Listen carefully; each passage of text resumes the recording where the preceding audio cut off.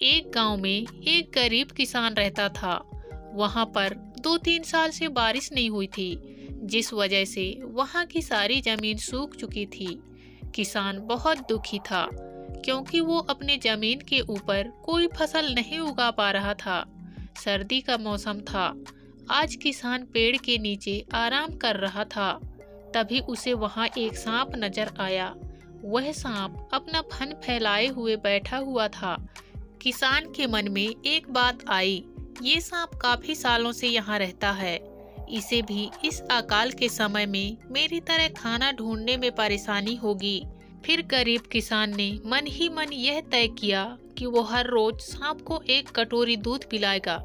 अगले ही दिन किसान एक कटोरी में दूध ले आया और सांप के बिल के पास रखकर कहने लगा, हे नागराज, आपको मेरा प्रणाम।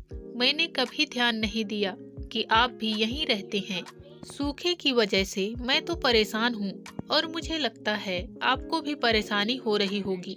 इसलिए अब से मैं रोज आपको एक कटोरी दूध पिलाया करूँगा।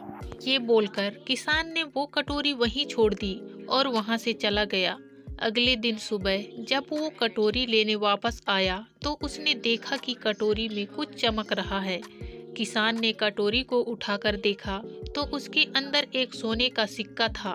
फिर किसान हर रोज सांप को एक कटोरी दूध पिलाता और अगले दिन सुबह हर रोज उसे एक सोने का सिक्का मिलता।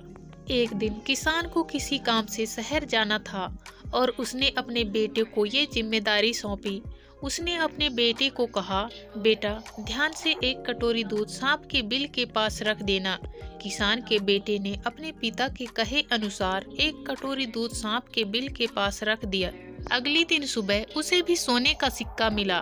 उसके बेटे ने सोचा कि यह सांप तो बड़ा कंजूस है, जरूर उसके पास बहुत सारे सोने के सिक्के होंगे, लेकिन यह तो हर रोज बस एक ही सिक्का देता है।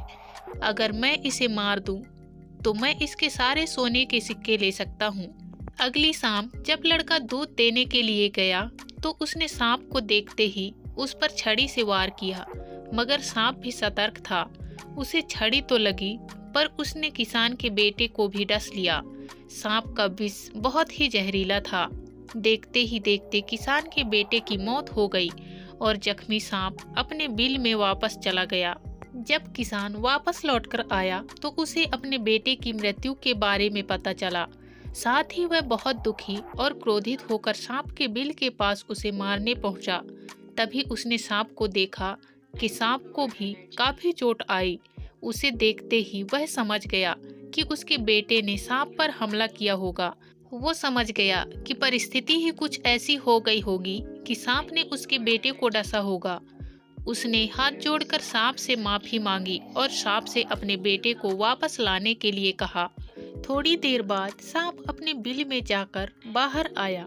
उसने किसान को एक जड़ी बूटी दी। गरीब किसान जड़ी बूटी को लेकर अपने मरे हुए बेटे के पास गया।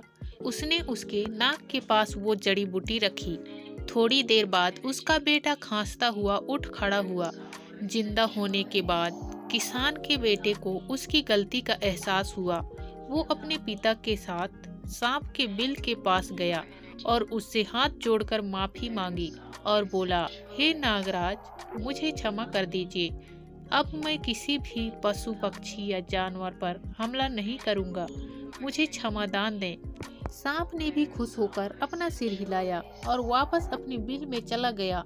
इस कहानी से हमें 2 सीख मिलती है। पहली ये है कि लालच करना बुरी बात, और दूसरी सीख ये है कि हमें निर्दोष जीवों पे हमला नहीं करना चाहिए।